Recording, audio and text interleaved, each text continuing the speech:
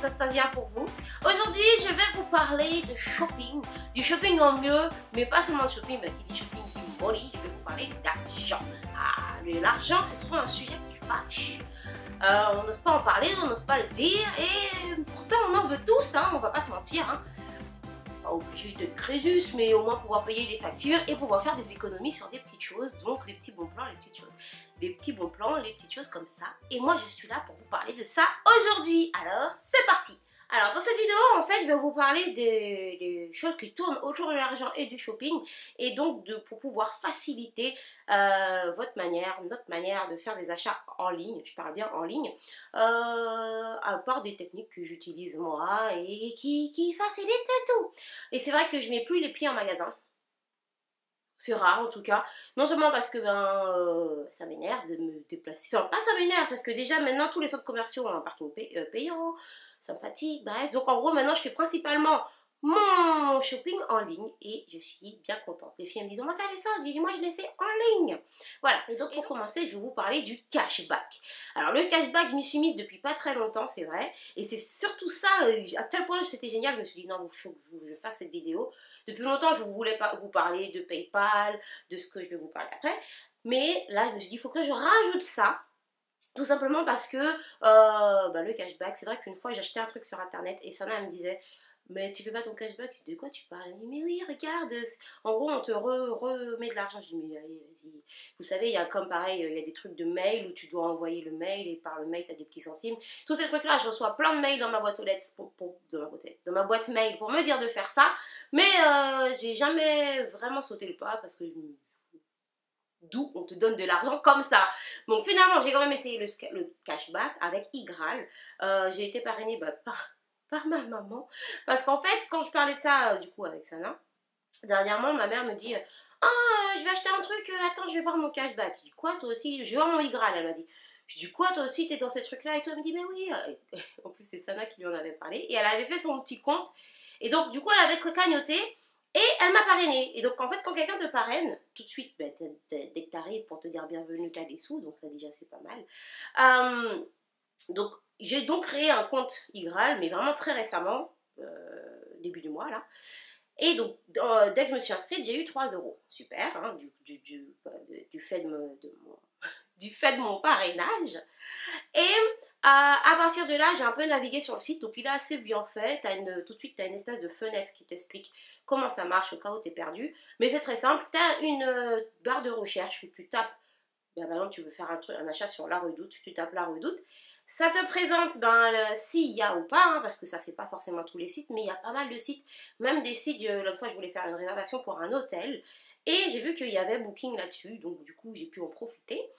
Et donc, j'ai fait mon achat sur La Redoute. Je devais acheter une housse pour mon petit VZ.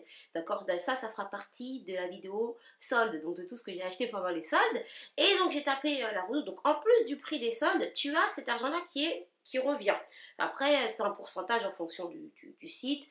Là, je crois que pour La Redoute, c'était 5%. Je vous montre en image de toute façon. Voilà. Et donc une fois que tu as fait ton petit achat, tu as cet argent-là qui se cagnotte dans ton back-office. Et après, il faut juste le temps que ce soit validé. Et comme vous pouvez le voir, là, je suis à 17 euros. Wouh! Pour quelqu'un comme moi qui achète presque maintenant tout sur Internet, même mes réservations d'hôtel, mes de Ouibus, de train SNCF, c'est assez pratique parce que du coup, tu cagnottes un peu sur absolument tout. Et voilà, comme je vous dis, j'ai fait au début du mois, j'ai pas fait tant d'achats que ça. Je crois il y en a peut-être 5-6. J'ai déjà récupéré 17,55 €. Je crois que c'est ça. Donc c'est déjà pas mal, hein. Et puis, plus tu achètes, plus tu récupères. Et ça existe déjà depuis longtemps, mais pour moi, c'est un peu une révolution. Donc ce qui est bien aussi, c'est que, donc, comme je te dis, il y a plein de sites. Et évidemment, tout comme ma mère m'a parrainé, vous pouvez aussi parrainer d'autres gens. Et la personne gagne 3 euros à chaque fois, pas à chaque fois. Dès qu'elle s'inscrit, elle gagne 3 euros et c'est plutôt pas mal. Donc voilà, c'est une première solution. Évidemment, il n'y a pas que cette option de cashback. Moi, j'ai essayé celle-ci et c'est assez rapide. Et l'argent, tu peux l'utiliser soit te le faire virer, donc l'utiliser comme du vrai argent, soit le réutiliser pour faire du shopping, tout bénef. Donc tu fais du shopping et on te rembourse. Donc quand par exemple il y a déjà une solde, par exemple admettons on va prendre le masque boue là, le masque à la boue que tout le monde cherche partout de Sephora, il était déjà à moins 50%.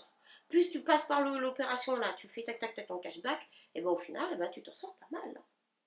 Voilà, donc ça c'était pour Igral, les 10 solutions de cashback. Maintenant, je vais vous parler de PayPal. Alors PayPal, pourquoi je tiens à vous parler de PayPal? Parce que sur mon site en ligne, j'ai beaucoup de gens qui me disent mais pourquoi tu as mis que PayPal comme forme de paiement?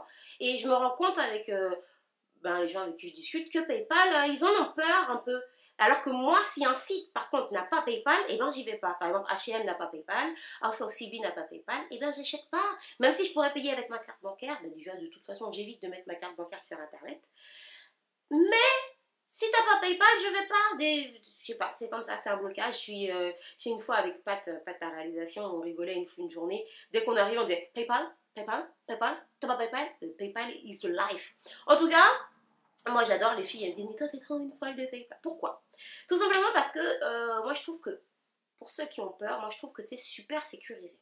Je parle en tant que celle qui achète. Alors, je ne parle pas tout de suite en fonction de celle que moi qui est mon site. Quand j'achète sur PayPal, en fait tu crées un compte PayPal tout simplement, c'est très facile avec une adresse mail, etc. Tu rentres des données simples, comme partout. Et en fait, tu as comme c'est comme un compte, une bourse fictive, non pas fictive parce que c'est du vrai argent, que tu peux relier soit à ta carte bancaire, soit à ton compte bancaire. Et là, tu peux faire tes achats. C'est-à-dire que soit tu peux décider de mettre de l'argent dans ton PayPal, dans ta petite cagnotte, et tu vas l'utiliser pour acheter ce que tu veux. Soit tu peux relier ta carte et ton compte, et quand tu vas acheter, si jamais il y a 0 € dans ta cagnotte, dans ton PayPal, et ben ça va prendre sur ton compte bancaire. Sachant que, évidemment, pour le côté sécurité, c'est mieux d'avoir mis des sous dans ton PayPal et d'utiliser cet argent-là. Ce qui fait que quand tu es sur Internet, tu rentres à aucun moment tes coordonnées bancaires. Là où tu les as rentrées à un moment donné, et encore, tu n'es pas obligé, ça dépend de comment tu vas utiliser ton compte. C'est quand tu as créé ton compte PayPal. Mais là, c'est un truc qui est certifié. Tu as même des gens qui t'appellent. Je sais que, par exemple, donc là, je vous parle au niveau commerçant. Comme au niveau commerçant, j'ai mis cette option sur mon site. Forcément, il y a toutes les transactions qui passent. Ça, quand au bout d'un moment, ils m'ont appelé, ils m'ont dit oh, what's happened? Vous êtes un professionnel, machin. Donc, j'ai expliqué. Et là, on te demande tous tes papiers. Justificatif de pièce d'identité, domicile, etc. C'est vraiment un truc carré. D'ailleurs, je tiens à préciser, PayPal, c'est comme tous les comptes bancaires. Si par exemple, parce que tu as la possibilité d'envoyer de l'argent entre amis et de payer des biens et des services. Admettons, je sais pas, tu vas faire du babysitting et la dame te dit, elle te paye en PayPal, cet argent-là, même s'il est sur PayPal, c'est pas ton vrai compte bancaire, pareil. C'est écrit dans les conditions de PayPal, tu dois faire comme tous les autres argents, le déclarer si c'est pour un travail, etc. Après, si c'est de l'argent entre amis, tu as cette option, argent entre amis. Donc, je sais pas, ta mère veut te donner 100 € par PayPal, ou je sais par exemple avec les filles, si on va faire un truc et qu'il y en a une qui a payé pour tout le monde, et je dis allez, je te rembourse en PayPal, et comme ça c'est réglé. Parce qu'en plus c'est instantané, c'est-à-dire qu'un virement bancaire, si je devais leur faire un virement, ça prendrait 2-3 jours. Et encore si elle est déjà rentrée dans mon compte. Enfin, si elle est déjà en tant que mes bénéficiaires. Sinon, il faut attendre une semaine que ça se soit validé, puis que l'argent aille, etc. Alors que PayPal, en une seconde, t'envoies, bam, bam, choup, elle reçoit le message, je lui dis vous envoyez tant. Et donc moi, I'm in love with PayPal. Ce qui est sympa aussi, c'est pour les sites hors France. Parce qu'il y a des sites hors France qui ne prennent pas les cartes bancaires normales. Par exemple, tu vas acheter un truc aux US, ils vont pas vouloir prendre ta carte. Parfois, ça dépend de ta carte. Hein. Et bien, s'ils ont PayPal, ça marche avec PayPal. Bon, petit bémol, des fois, tu as des sites comme Ulta, le drugstore des États-Unis, qui ne prend pas tous les comptes PayPal en dehors de l'Europe, au dehors des États-Unis, mais ça c'est quelques petites exceptions. Donc ça, c'était vraiment pour... parce qu'à chaque fois, j'explique, oui, non, PayPal, c'est sécurisé, etc. Voilà, bon, moi, je trouve, et je conseille aux gens autour de moi, à chaque fois, je dis, mais t'as pas PayPal, quoi. Enfin, c'est plus sécurité que de mettre ta carte bancaire, je trouve. Et, alors, petit bémol, petite phrase pour mon site. Sur le site, souvent, on me dit, oui, tu peux pas payer par carte. Alors maintenant, comme vous allez voir quand vous allez voir dans l'image, il y a écrit paiement par carte, par PayPlug. Mais juste en haut, il y a PayPal. Il y a écrit paiement par carte et par compte PayPal. Ça veut dire que tu peux faire les deux. Les sites qui vous proposent ça, ça ne vous oblige pas à avoir un compte PayPal. Vous pouvez quand même payer avec votre carte bancaire normalement. Vous cliquez sur le truc comme ça et vous avez l'option soit de mettre votre carte bancaire si vous avez envie, ou si vous avez un compte PayPal, de mettre votre compte PayPal. Voilà, en gros, des fois, il faut juste lire, hein, parce que tout est écrit, mais bon, dans la précipitation de l'achat, parfois on oublie. Voilà, donc ça, c'était la solution PayPal. Parlons encore de shopping, donc le shopping en mieux, le shopping, on n'est plus des shopping juste nationales, on est toutes devenues des des shoppeuses internationales, où on veut acheter toujours des choses, parfois, qui ne sont pas livrées en France. Alors, avant de partir là-dessus, je fais une parenthèse parce que enfin, ouais, on peut applaudir. De plus en plus de choses arrivent en France, on livre en France. Bon, certes, il va y avoir des frais. Je pense même des frais de douane en plus. Non, quand je dis des frais, je pense que la livraison va être élevée, plus des frais de douane. Mais bon, voilà, plus besoin d'attendre que la cousine aille aux States, machin, pour ramener un truc. Il y a beaucoup de choses qui vont livrer en France, comme Tarte, Kat Von D. Ça va être trop bien. Enfin, pour les make-up addicts que nous sommes, on va pouvoir profiter de tout ce qu'il y a un peu partout dans le monde. Enfin bon, dans le monde, surtout aux US, puisque c'est surtout par là qu'on regarde. Je reviens donc sur mon sujet. Donc, qui dit shoppeuse internationale. Et parfois, on achète des choses qui ne sont pas chez nous. Donc, d'où des États-Unis. Et ça, je vous en ai déjà parlé. Et bon, pour pouvoir faire rapatrier toutes ces choses qui sont là-bas, que vous avez envie de faire venir, il existe des options de réexpédition, dont celle dont je vous parle le plus souvent, c'est Shipito. Shipito, ben, comme je vous l'ai déjà dit, je le redis quand même, c'est une plateforme en fait qui va vous permettre de faire vos achats, d'avoir une adresse aux États-Unis, par exemple, de faire livrer vos articles directement chez Shipito, chez l'adresse Shipito qu'on va vous donner, et Shipito va vous réexpédier chez vous. Si par exemple vous faites plusieurs achats, vous avez la possibilité de laisser, comme si c'est un entrepôt en fait, ou une grosse boîte aux lettres où vous allez pouvoir laisser pendant un certain temps vos commandes. Si vous savez que dans tout le mois de janvier, vous avez l'intention d'acheter chez Carol Daughters, dans plusieurs marques différentes, et que pas forcément le même jour, vous pouvez laisser les colis s'entasser, et après ils vous font un seul gros colis qui vous réexpédie. Vous avez la photo du colis quand ils vous le font. Parfois, il y a une petite option où ils peuvent, ça c'est pour nos douanes, hein, je ne devrais pas le dire, où ils mettent un peu un montant inférieur à ce qu'il y a vraiment dans le colis. Comme ça, on paye un peu moins de frais de douane. Ça marche pas forcément à tous les coups, mais quand ça marche, c'est cool. Je le dis tout doucement. Voilà.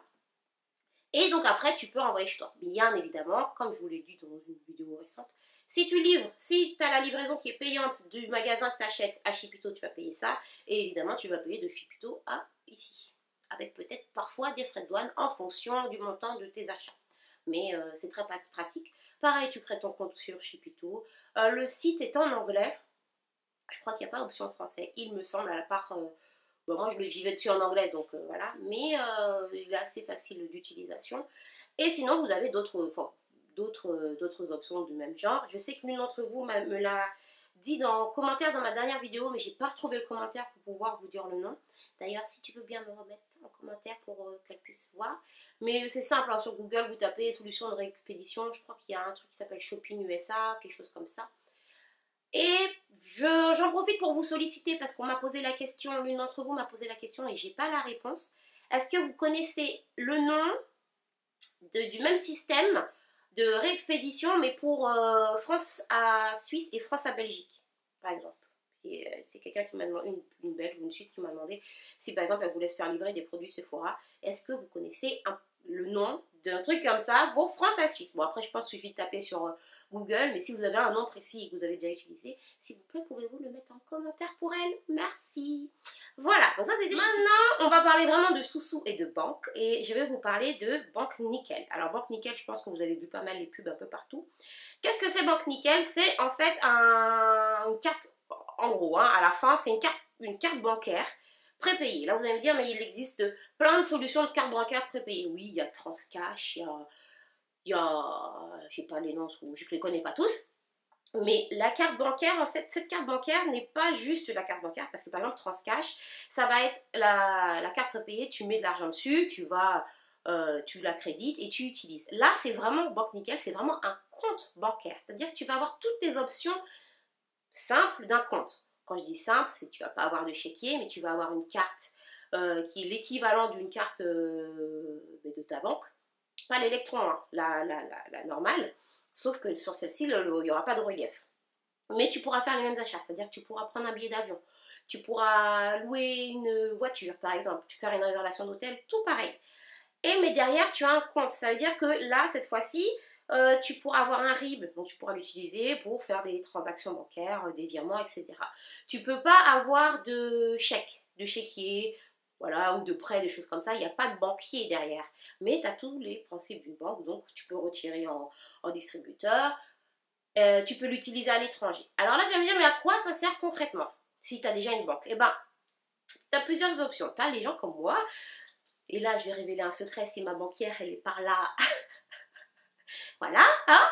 Donc, moi, ça me sert, par exemple, quand j'ai pas forcément... Vous savez, les banques, il y a des banques... Ma banquière, elle est cool.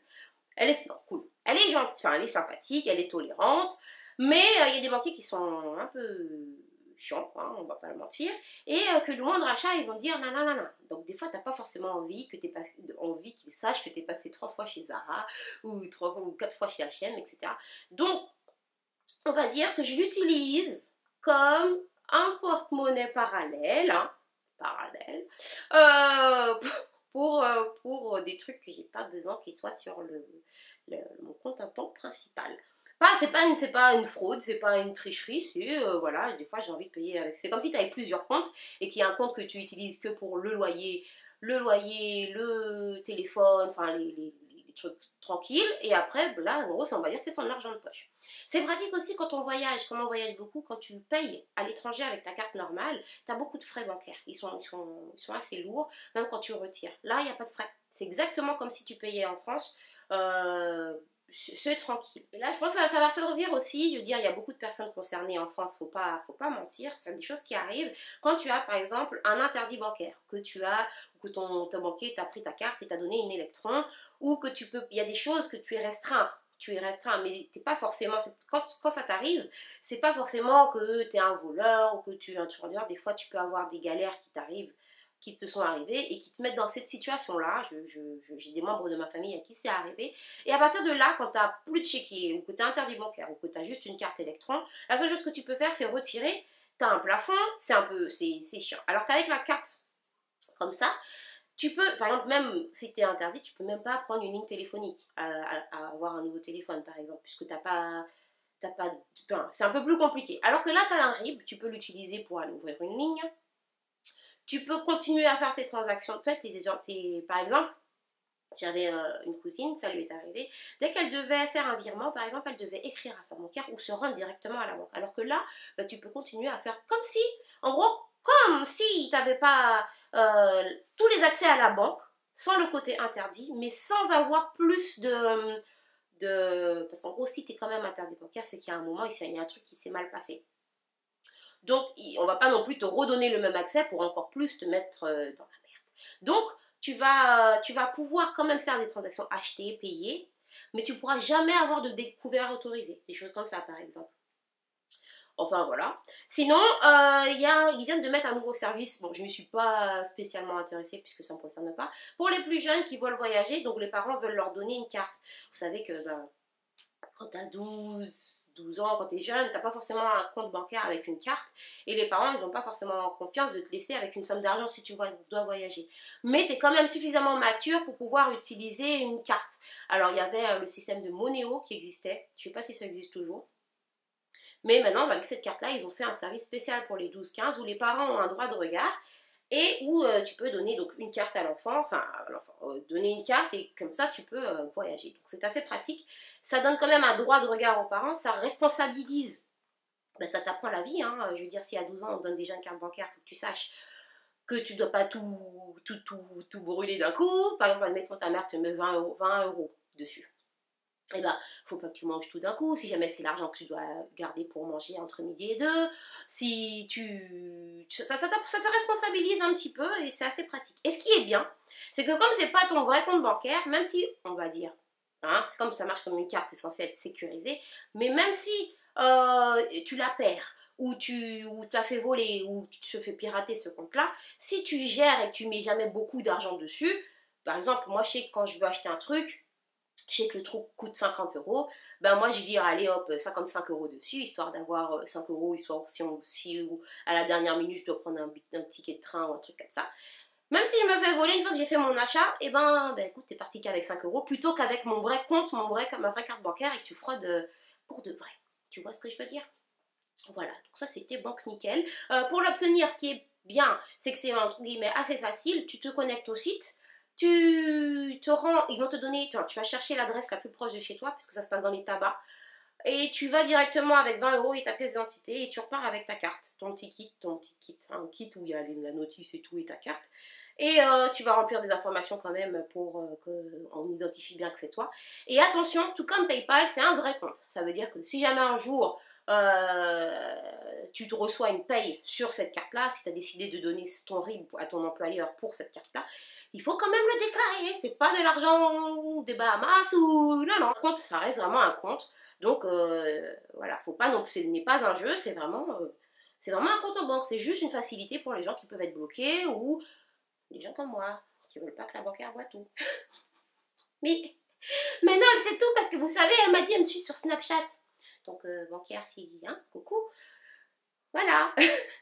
Ça met un petit coup de pression quand même. Hein, quand elle dit, oui, je vous ai demandé sur Snapchat. Tu dis, oh, et puis tu repenses toutes les fois où tu étais dans les magasins et t'as dit, je veux cette paire de chaussures, je veux cette paire de chaussures. Enfin bref, voilà. Maintenant, parlons vraiment shopping et on va parler des sites de vente privée qui vous proposent des ventes privées tout simplement sur des articles divers. Donc en termes de vente privée, je vous parle très souvent de beauté privée. Beauté privée, ça va vraiment être beauté privée, donc des ventes sur la beauté. Donc on va pouvoir retrouver des ventes sur des produits cosmétiques. Là, par exemple, on va avoir Macadamia, Bourgeois, etc. Donc qui dure à peu près une semaine avec des prix très bas par rapport à ce qu'on peut trouver en magasin. Évidemment, c'est très rapide puisque c'est une vente privée. Il faut être inscrit au site, donc tu peux recevoir les liens qui t'annoncent ce qui se passe. Et puis voilà. Et puis ce qui est bien aussi sur vente privée, c'est que tu as aussi tout ce qui est spa, relaxation, massage. Tu as une catégorie où tu peux trouver tout ça et avoir des choses un peu comme sur Groupon. Sauf que moi, j'ai jamais vraiment testé Groupon parce que j'avais entendu que c'était pas une arnaque, mais j'avais des copines qui n'avaient pas été ravies. Alors bon bref, tu as la même chose sur beauté privée et donc tu peux sélectionner tes soins, tu payes ton soin, après tu fais ta réservation auprès directement de l'enseigne. Tu as aussi dont je vous parle pas mal, c'est showroom privé. Alors showroom privé, tu vas pouvoir avoir accès à des ventes pour femmes, pour hommes, en vêtements, ok, en chaussures, en lingerie. Hein, en plus, souvent, il y a des Simone Perel, il n'y a pas encore eu Obad. Et j'attends qu'il y ait Obad. Quand il y a Obad, vous vous souvenez le truc que je vous ai montré sur Snapchat, là, celui qui fait comme ça. Bref, vous me connaissez, moi et la lingerie. Donc tu vas aussi avoir des choses pour la maison. Tu peux avoir des meubles, des lits, ça peut être très pratique. Si par exemple tu déménages, tu as besoin d'un lit, au lieu de payer plein pot, tu peux le chercher directement sur la vente privée en espérant que la vente privée corresponde à tes goûts au moment précis. Et puis voilà, il y a aussi des voyages, des petits séjours, tu peux trouver sur vente privée. Et enfin, toujours dans le même esprit, ça va être vestiaire collectif. Alors vestiaire collectif, j'ai vu la pub à la télé où la nana elle arrive avec son sac en réunion, genre réunion d'addicts anonymes, et elle dit qu'elle est addict au shopping, mais que ça va, elle a encore craqué, mais cette fois-ci elle a craqué sur vestiaire collectif. Et je me suis dit, oh, ma mère a dit, ah c'est trop bien, il y a des trucs, qu'est-ce que c'est? Donc c'est trop bien, qu'est-ce que c'est? Donc on est allé voir, et vestiaire collectif en fait ça va être plus des ventes de choses de luxe, donc des sacs de marque, comme du Céline, du Chanel, des choses, il va y avoir des chaussures, des vêtements. Là où j'ai été un petit peu déçue, c'est que ce ne sont pas des ventes privées dans le sens pareil que sur les deux autres sites dont je vous ai parlé avant. C'est pas des choses... comment je vais dire ça? Bon bref, en gros c'est des personnes qui ont par exemple, comme si j'ai ma cousine qui a son sac, son beau sac Chanel, elle veut le vendre, et ben elle va le mettre sur vestiaire collectif. Donc après il y a forcément, donc après, il y a des personnes qui vérifient l'authenticité, la netteté, la propreté. La personne, elle poste des photos. Et puis donc tu peux voir, c'est un peu comme un vide dressing tout simplement. Un vide dressing et tu te mets deux choses de luxe, deux choses de marque. Donc il y a pas mal de choses. Par exemple, il y a ce petit sac Céline justement qui a l'air en très très bon état. Bon, évidemment, hein, ça reste prix de luxe, hein, mais c'est pas le même prix qu'en magasin. Il y a presque 1000 € de moins dessus. Donc pour celles qui décideraient de se faire un petit achat, vous savez, bien réfléchi, où tu as économisé longtemps, passez, faites un petit tour sur ce site, peut-être que vous allez trouver votre bonheur, au lieu d'aller... Mais il faut savoir que ce sont, je ne vais pas dire deuxième main, pour pas faire dénigrant, mais voilà, c'est pas du neuf, non, c'est tout. C'est tout. Bon ben voilà, c'était mes 7 petites astuces pour avoir un shopping plus facile, on va dire.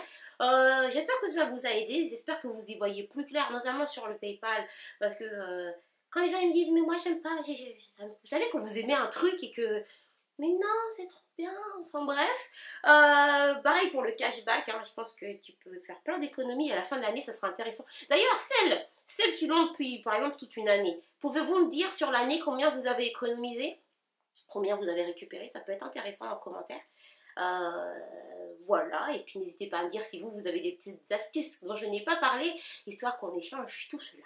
En tout cas, mes Julicious, faites quand même attention à vous, faites attention quand vous dépensez des sous, hein, faut quand même, faut pas perdre la tête, il y a des... Hein.